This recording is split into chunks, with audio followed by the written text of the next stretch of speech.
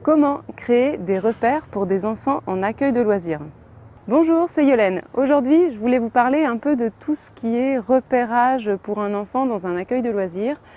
Quand ils arrivent et qu'ils ne connaissent pas l'endroit, c'est ni rassurant ni pour les enfants ni pour les parents. Même si les gens ont déjà choisi le lieu où ils veulent mettre leur enfant, c'est bien d'avoir des repères forts pour que chacun se sente à l'aise.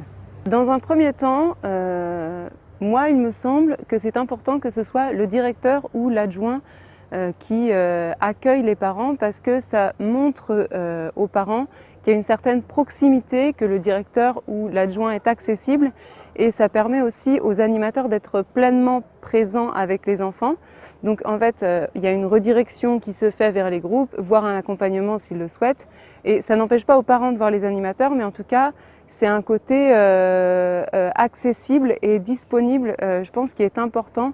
En tant que maman, je pense que si je laisse mon fils dans un accueil de loisirs, j'ai envie, moi, de sentir qu'il y a une présence rassurante de quelqu'un qui a posé les fondations, les bases stables de cet endroit.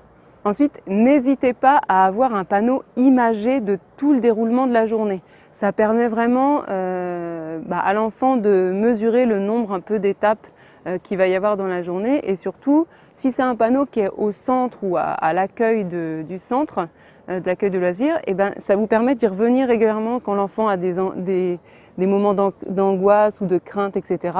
Vous y revenez tranquillement. Ça permet à l'enfant de voir le nombre d'étapes qui restent avant l'arrivée des parents, avant le goûter, avant la sieste, voilà. Donc n'hésitez pas à y revenir régulièrement. Ensuite, comme ça se fait beaucoup dans les écoles, je trouve ça important de mettre en place des parrainages entre les grands et les petits.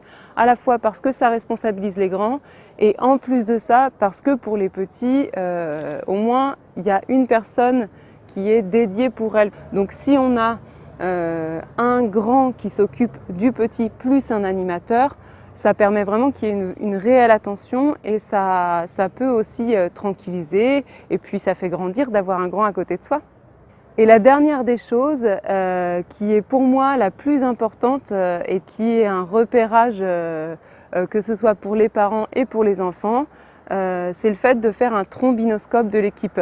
Donc vous affichez un trombinoscope à l'entrée, à l'accueil de l'accueil de loisirs, et vous y mettez directement quel animateur sera avec quel groupe d'enfants.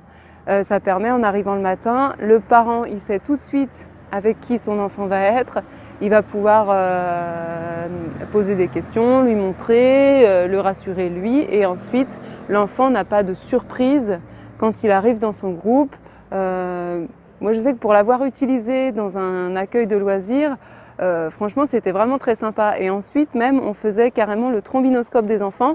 Donc, on avait toutes nos petites épingles. Chaque matin, on rajoutait quel enfant était avec quel animateur. Alors, c'est du travail, ça demande de l'organisation, mais franchement, c'est vraiment un truc tip top, et il y a un vrai truc, les enfants sont contents d'avoir fait la photo, en plus avec leur prénom ou tout ça, et ça permet en plus aux parents de repérer un peu les copains des enfants, parce qu'ils le montrent, ils disent « Ah, lui je l'aime bien » ou machin, ou « lui je l'aime pas » directement, et ça permet, je trouve qu'en termes de communication, on est vraiment gagnant. J'espère vous avoir donné quelques billes pour créer des repères pour des enfants en accueil de loisirs.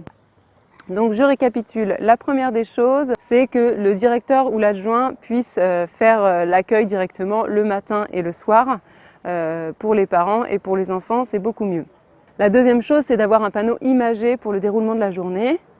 La troisième chose, c'est de mettre en place un parrainage petit-grand, notamment pour les repas. Et la quatrième chose, faites des trombinoscopes, c'est vraiment formidable, ça a un effet bœuf. N'hésitez pas à liker cette vidéo synonyme qu'elle vous a plu, à la commenter et à la partager. Et moi, je vous dis à très bientôt en vidéo.